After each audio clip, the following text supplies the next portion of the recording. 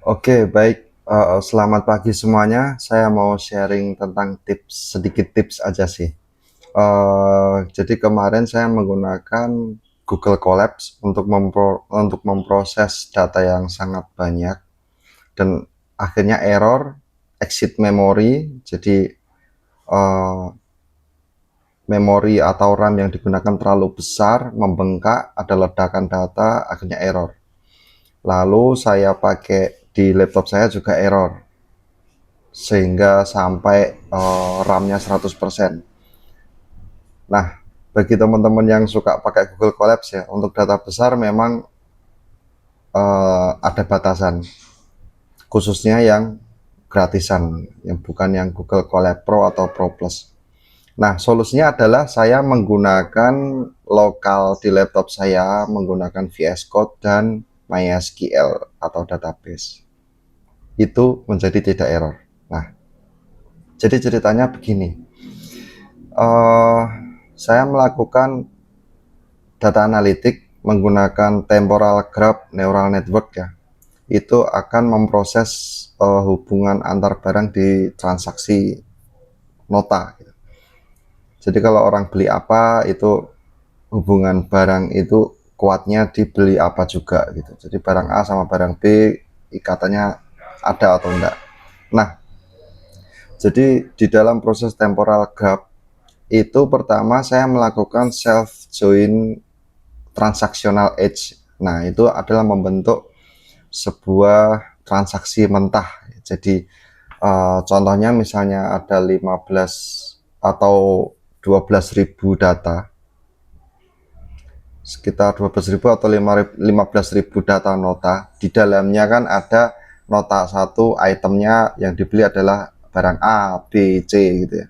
Nah, itu kalau di join transactional edge itu menjadi data mentah sebanyak sekitar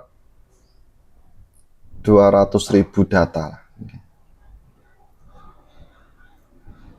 Jadi akan dibongkar menjadi data mentah sekitar 200 ribuan. Nah, dari 200 ribuan itu kan disimpan di memori nih kalau di Google Colabs ya. Padahal data 200.000 itu akan dihitung satu persatu mencari semua probabilitas yang ada. Sedangkan variabelnya tidak hanya transaksi.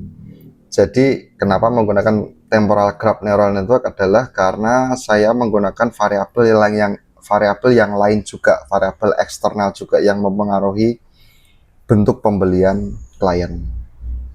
Banyak ya variabel luar itu banyak. Bisa menjadi apa, harga emas, harga minyak dan lain-lain, suhu atau cuaca kalau di transaksi restoran gitu ya. Itu semuanya bisa mempengaruhi. Jadi ini tidak hanya menggunakan efek growth yang seperti biasanya. Jadi ada tambahan karena membentuk sebuah matrix. Nah, waktu itu di Google Colabs itu memproses ratusan ribu data, akhirnya perhitungannya menjadi jutaan atau ratusan juta kali perhitungan. Nah, itu membuat RAM-nya itu penuh. Ada peringatannya, ada lognya bahwa RAM Anda sudah menggunakan semua alokasi RAM yang disediakan. Akhirnya program crash execution exit. Jadi eksekusinya akan berhenti. Lalu saya pikir karena Google Colab gratisan kali ya. Lalu saya pindah ke laptop yang menggunakan Core i7 dengan RAM 16 GB ya, itu uh, menggunakan VS Code ya. Terus saya jalankan di situ, RAM-nya jadi 100%. Mula-mula jadi nge-freeze, mouse nggak bisa digerakin, restart paksa. Saya coba lagi, mouse tetap bisa digerakin tapi mulai taskbar-nya tuh hilang, Windows Explorer-nya berhenti bekerja. Memang dia masih bekerja tapi 100%, RAM-nya diambil semua oleh Python gitu. 100%. Akhirnya saya restart otomatis. Bukan, saya otomatis akan merestart itu. Merestart paksa. Nah, akhirnya yang ketiga adalah saya mencoba memecah prosesnya menjadi kecil-kecil. Proses di Python saya tadi menjadi kecil-kecil, dan setiap proses saya ingin setiap proses menghasilkan data itu tidak disimpan di RAM, tapi data itu tersimpan di database. Makanya saya menggunakan MySQL. Jadi saya menghubungkan Python dengan MySQL. Itu ada ya modulnya, itu namanya SQL Connector. Bisa diinstal dulu, akhirnya bisa menjalankan query di Python. Nah, jadi mengambil data dari database, saya suruh begitu ya. Jadi nggak main CSV lagi. Ada beberapa hasilnya disimpan di CSV, tapi saya lebih banyak menggunakan database. Mengambil data dari database, terus diproses, hasilnya saya suruh untuk mencatat di database juga. Jadi melakukan insert ke database. Jadi jangan pakai RAM, jangan mengingat gitu. Saya perintahkan di Python-nya begitu. Nanti setelah masuk ke database, proses kedua, kalau perlu memanggil data hasil tadi, saya arahkan hasil insertnya tadi akan diambil lagi oleh Python, diproses lagi. Jadi begitu.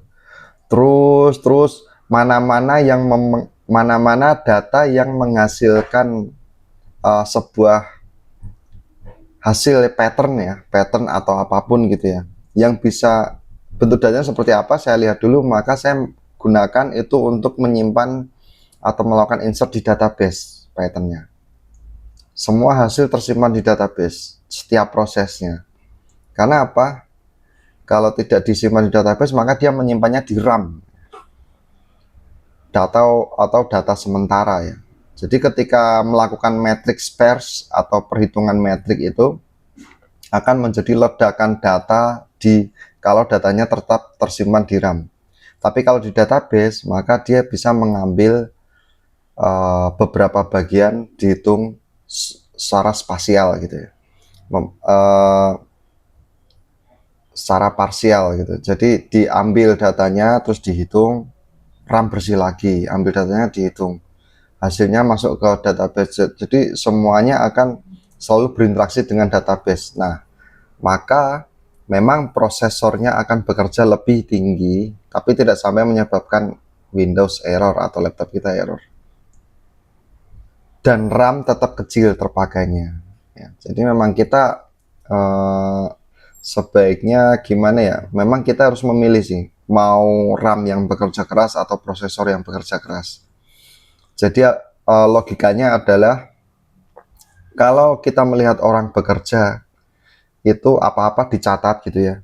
Nah, itu adalah prosesor yang bekerja. Jadi menggunakan database.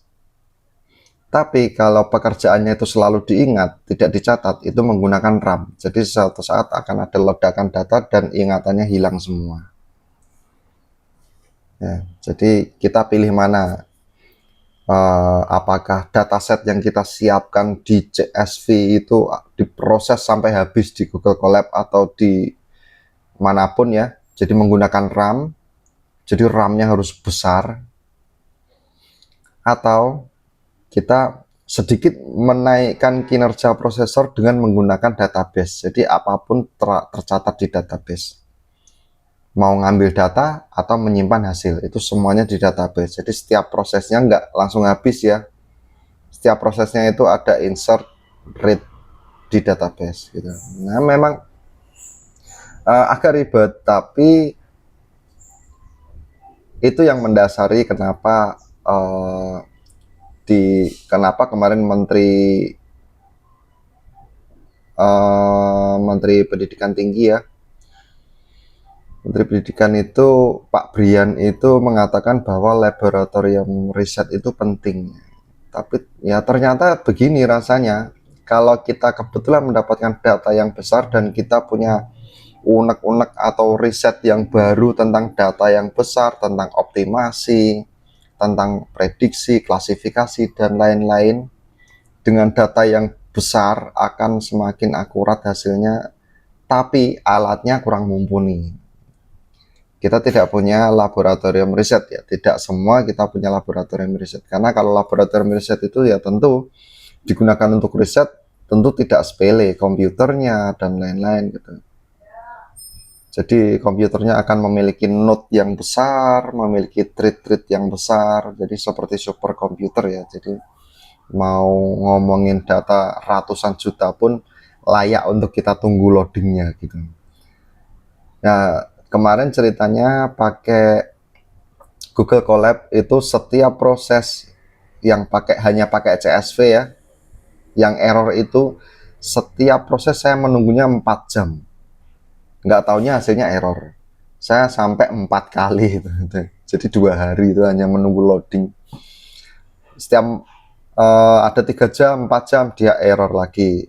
Peringatannya adalah RAM-nya penuh. Ya, itu memang kalau gratisan, kalau kita terpepet dengan alat, memang eksplorasi kita jadi eksplorasi tentang maintenance-nya itu kita semakin jago memang, semakin jauh kita mitigasinya gimana, dan untuk alternatifnya bagaimana itu memang. Tapi untuk kecepatan riset dan kecepatan ada pengetahuan-pengetahuan baru yang kita temukan di riset itu memang kita harus menggunakan laboratorium riset yang mumpuni ya, seperti superkomputer dan lain-lain.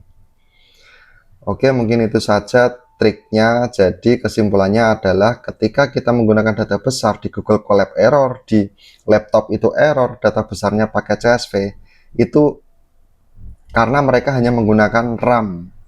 Jadi error, RAM-nya tidak akan kuat.